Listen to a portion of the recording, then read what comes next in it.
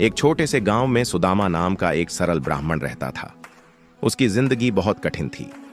कई बार हालात ऐसे हो जाते कि घर में चूल्हा भी नहीं जल पाता।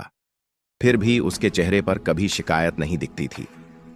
एक दिन उसकी पत्नी ने प्रेम से कहा, आपके बचपन के मित्र कृष्ण अब द्वारका के राजा हैं। उनसे मिल आइए, शायद हमारी परेशानियां कम हो जाएं।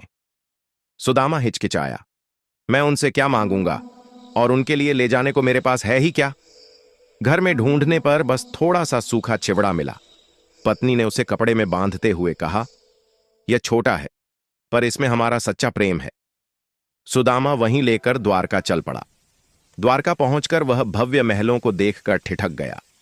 तभी जैसे ही वह महल के द्वार पर पहुंचा, कृष्ण नंगे पांव दौड़ते हुए बाहर आए।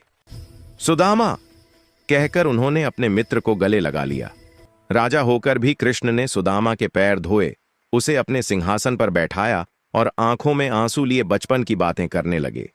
तभी कृष्ण की नजर उस कपड़े की गठरी पर पड़ी। मित्र, मेरे लिए क्या लाए हो? शर्मीले स्वर में सुदामा बोला, कुछ खास नहीं, बस थोड़ा सा चिवड़ा।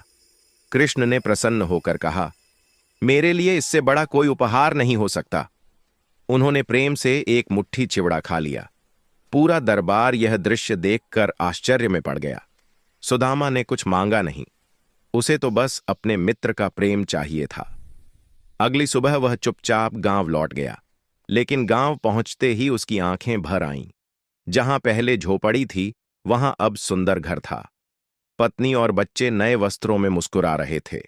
घर अन्न और खुशियों से भरा था।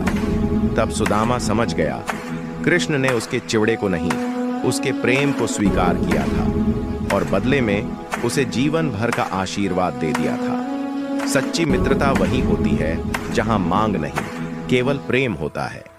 अगर आपको यह कहानी अच्छी लगी हो तो लाइक और सब्सक्राइब जरूर करो। नमस्कार।